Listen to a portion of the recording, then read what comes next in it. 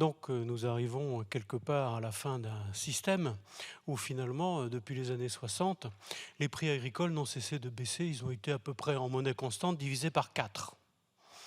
Et ces gains de productivité, en fait, ont été donnés en grande partie aux consommateurs d'une part, à la grande distribution d'autre part.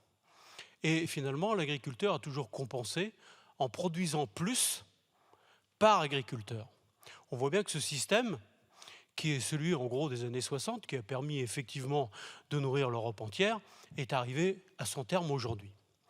Donc ma question va être simple, parce que soit j'ai cru comprendre en tout cas que la décartélisation des grandes surfaces, en particulier des centrales d'achat, n'était pas pour demain, même si je pense qu'en bon libéral, c'est ce qu'a soutenu évidemment notre ami Charles de Courson, parce que ça me paraît être une réponse libérale à un problème. Et je ne crois pas que le gouvernement va y aller là-dessus. Donc ma question portera sur la prochaine loi Egalim. Nous avions posé plusieurs amendements.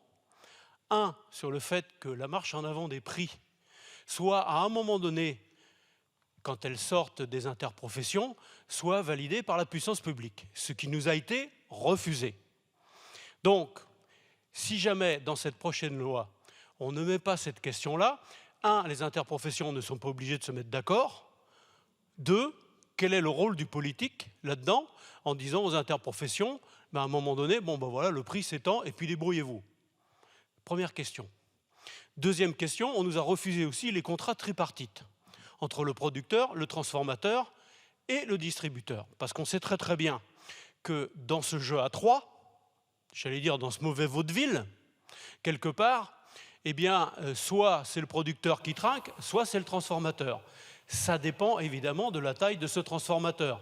Si c'est Nestlé, je ne me fais pas trop de soucis pour lui. Si c'est la petite coopérative du coin, c'est un autre problème. Je vous remercie.